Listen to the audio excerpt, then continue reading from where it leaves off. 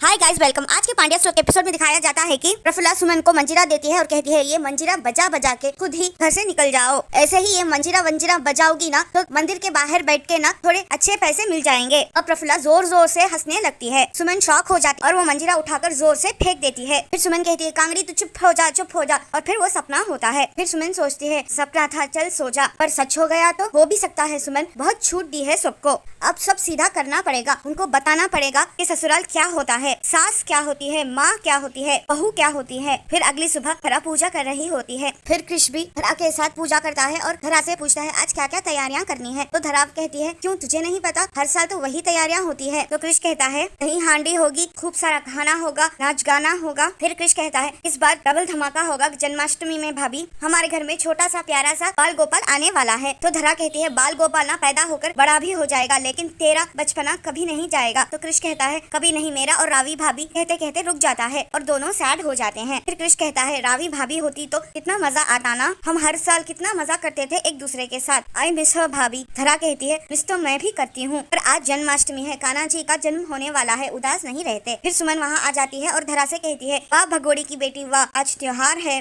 फिर भी तुम यहाँ टाइम पास कर रही हो। फिर धरा कहती है माँ टाइम पास नहीं, सारी तैयारियां हो चुकी है। तो सुमन कहती है अच्छा सारी तैयारियां कर दी तूने, पता क्या क्या बनाया है? पूड़े बनाए हैं। अब ऐसे क्या देख रही है, जवाब देने का मुहूर्त सोच रही है। तो धरा कहती है नहीं माँ पूड़े बन गए हैं। तो सुमन कहती है पंजरी। तो धरा कहती है पंजरी भी बन गई है। सुमन कहती है ऊंधियो। तो धरा कहती है माँ ये मौसम में ऊंधियो, ऊंधियो के तो सब्जियां ठंड में मिलती है, फिर अभी कैसे? फिर सुमन कहती है अब तू तय करेगी कौन से मौसम में कौन सी सब्जी उगेगी। जैसे तू बोलती है ना सब सब्जियां सब मौसमों में मिलती है, अब क्यों ऊंधियो नहीं बन सकता? फिर कृष कहता है पर माँ हम तो जन्माष्टमी में ऊंधियो बनाते नहीं है ना। तो सुमन कहती है अभी तक नहीं बना तो नियम बन गया कि जिंदगी भर नहीं बनेगा? ऊंधियो चाहिए मुझे आज। अब तू कैसे बनाती है मैं नहीं जानती, मार्केट से सब्जी ला या लगे हाथ सब्जी उगा दे, मुझे ऊंधियो चाहिए। 11 पकवान का भोग चढ़ाऊंगी मैं आज कान्हा जी को, समझी? फिर कृष कहता है ये माँ के अंदर महासास कब से जाग गई भाभी, आप तो उनकी फेवरेट बहू हुआ करती थी ना। फिर धरा सुमन से कहती है माँ 11 पकवान, हर साल तो हम 5 ही पकवान चढ़ाते हैं ना। सुमन कहती है तू तय करेगी कौन से साल कितने पकवान बनेंगे या मैं तय करूंगी? आंखें फाड़ फाड़ के क्या देख रही है,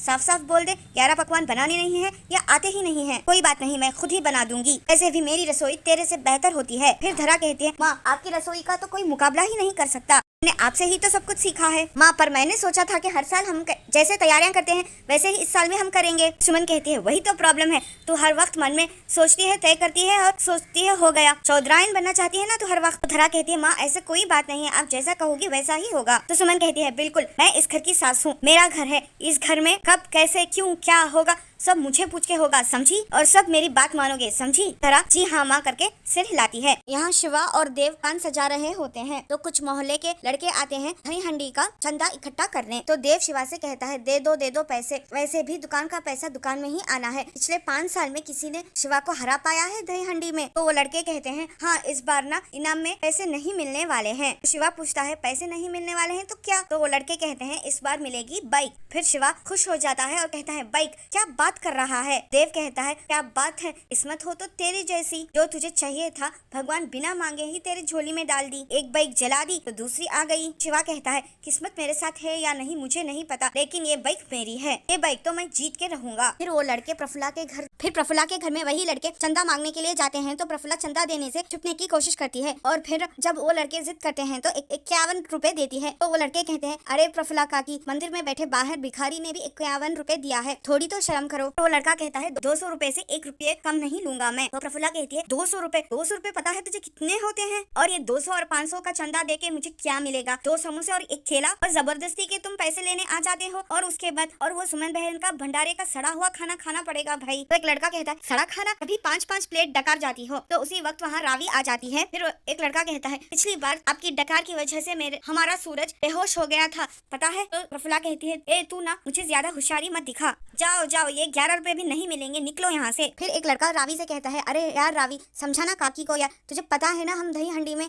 इस बार क्या इनाम दे रहे हैं? बाइक दे रहे रहे हैं, हम 10-10 रुपए लेके कहाँ से बाइक लाएंगे। तो रावी कहती है क्यों, मैं क्यों समझाऊं, दही हांडी में कभी लड़कियां पार्टिसिपेट करती हैं, रखते हो तुम लोग? नहीं ना, फिर मैं तुम लोगों के लिए चंदा क्यों मांगू। तो एक लड़का कहता है लड़कियां और दही हांडी इम्पॉसिबल रावी, फोकट में चोट वोट लग जाएगी, वैसे भी ये लड़कियों की बस की बात नहीं है। तो रावी कहती है अरे मेरे चमन चंदू, तुम लोग ना कभी लड़कियों को समझ ही नहीं पाए हो। बात नहीं, मैं समझा देती हूँ। कृष्ण जी की गैंग में ग्वालों से ज्यादा गोपियां थी, लड़कों के घमंड के साथ साथ ना दही हांडी भी फोड़ सकती हूँ। फिर एक लड़का कहता है ऐसा क्या, तो हो जाए फिर गर्ल्स वर्सेस बॉयज। पिछले 5 साल से हमारा शिवा जीत रहा है। रावी कहती है इसलिए क्योंकि पिछले 5 साल से तुम्हारा शिवा इस गौरी से नहीं टकराया। फिर रावी प्रफुल्ला से 200 का नोट छीन के उन लोगों को दे देती है। यहाँ धरा और रिश्ता किचन में भोग बना रहे होते हैं तो धरा की तबीयत बिगड़ जाती है। फिर धरा को उल्टी आने वाली होती है और वो उसी में ही काम कर रही होती है। तो रिशिता कहती है लो, खुद की इतनी तबीयत खराब है फिर भी सारा काम घर पे ही करना है, हम भोग का खाना बाहर से भी तो मंगवा सकते हैं ना। धरा कहती है ऐसे कैसे रिशिता, जब पूजा हमारे घर की है, भंडारा हमारे घर का है, भोग का प्रसाद भी तो हमारे घर में ही बनना चाहिए ना। फिर रिशिता कहती है हाँ बना लेते, पर 11 पकवान, दिस इज टू मच भाभी। ना जानबूझकर हमसे इतना सारा खाना बनवा रही है। आई एम टेलिंग यू, कल जो हुआ ना उसकी पनिशमेंट दे रही है वो हमें। फिर धरा उल्टी करने के लिए किचन रूम से चले जाती है। तो रिशिता कहती है लो, भाभी भी चली गई, मुझे नहीं लगता कि इनसे कुछ होगा। ओ नो,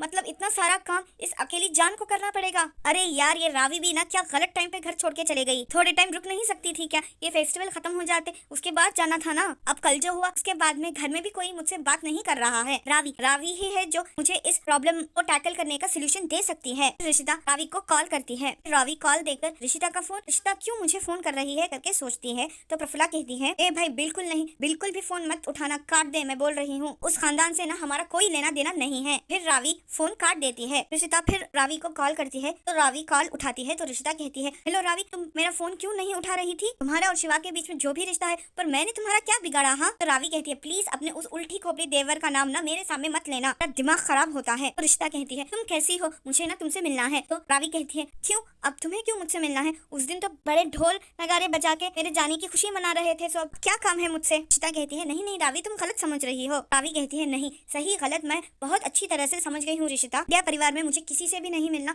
तुमसे भी नहीं, तो प्लीज आज के बाद मुझे कभी कॉल मत करना। कहकर रावी फोन काट देती है। रिशिता कहती है ये ना बिना सुने ही मेरी बात काट दी, डैम दिस मिसअंडरस्टैंडिंग। कहकर रिशिता जाके पकवान पकाने की कोशिश करती है। यहाँ धरा उल्टी करने के बाद वॉशरूम से बाहर आती है और आईने के पास आकर खड़ी होती है। फिर धरा अपने आप को और अपने बच्चे को आईने में देखती है और खुश हो जाती है और कहती है हर गृहस्थी तबीयत परेशानी चाहे कैसी भी क्यों ना हो, आने से ना चेहरे पे चमक आ गई है। साल तो बाल गोपाल को पूरे हक से झूला झुलाऊंगी मैं। अगर किसी ने बच्चे को लेकर कोई ताना कसा ना, खासकर वो अनु ने, कह दूंगी उसको ए अनु, ज्यादा पटर पटर करने की जरूरत नहीं है। इस साल नन्हे बाल गोपाल मेरे घर में भी एक नन्ही सी राधा रानी भेज रहे हैं। तो उसी वक्त गौतम वहाँ आ जाता है। कहता है ए धरा, शीशे के सामने क्या पटर पटर कर रही है, तबीयत तो ठीक है? तो धरा कहती है तबीयत तो ठीक है, लेकिन प्रैक्टिस कर रही थी कि इस साल कोई बच्चे को लेकर कोई ताना कसेगा ना तो मैं क्या करूंगी। हर साल बाल गोपाल को झूला झुलाते समय मैं कितने ताने सुनती हूँ। तो गौम्बी कहता है हाँ, इस साल किसी ने कुछ भी कहा ना तो उल्टा जवाब देके चुप करवा देंगे। और दोनों हंसने लग जाते हैं। गौम्बी कहता है आज ना तू बहुत अच्छे से तैयार होना, वो क्या है, भगवान ने इतने दिनों बाद हमारे घर में खुशियाँ दी है